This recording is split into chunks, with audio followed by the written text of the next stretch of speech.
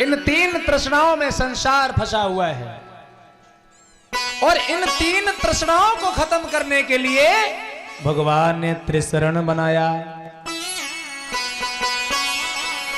तीन तृष्णाओं को खत्म करने के लिए क्या बनाया? त्रिशरण। त्रिशरण का मतलब है कि तीन की शरण में जाओ। कौन कौन से तीन? बुद्धं शरणं गच्छामि। सबसे पहले किसकी शरण में जाइए? बुद्ध की शरण में जाइए। बुद्ध कहां है? बुद्ध रहते हैं जहां पर बुद्धि रहती है, क्योंकि बुद्ध और बुद्धि में कोई भी फर्क नहीं है। अब पहले आपको किसकी शरण में जाना है? बुद्ध की शरण में जाना है। और बुद्ध तो तुम्हारे ही पास है, अर्थात अपने ही दिमाग की शरण में चले जाओ।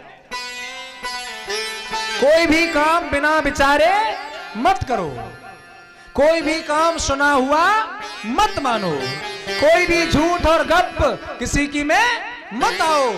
इसका मतलब बुद्ध की शरण में जाओ। बुद्धं शरणं गच्छामि।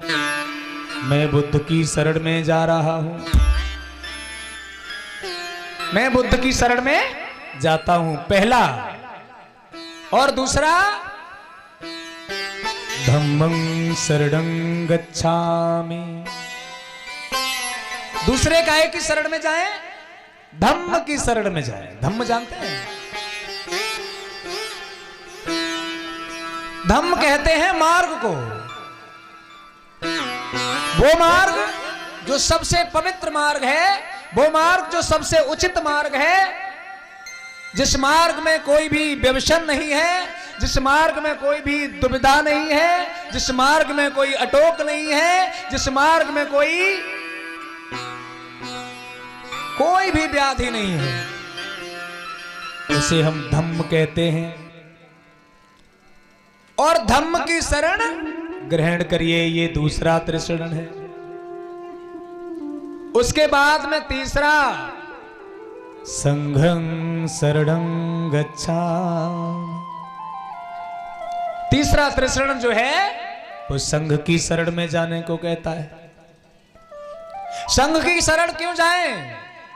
संघ किसे कहते हैं?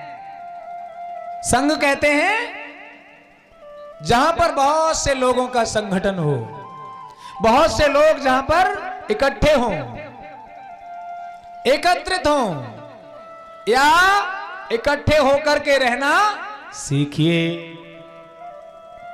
भगवान बुद्ध का एक संघ है। भगवान बुद्ध ने अपनी जिंदगी में दो संघ बनाए थे, एक भिक्षु संघ और एक भिक्षुणी संघ। तो यहां भगवान कहते हैं संघ की शरण में जाइए, आप संघ की शरण में होइए। आप देखते होंगे जंगल में पशु जब संघ में रहते हैं, एक साथ रहते हैं, तब तक दूसरा आवारा पशु भी, शिकारी पशु भी उन पर हमला करने की कोशिश नहीं करता है।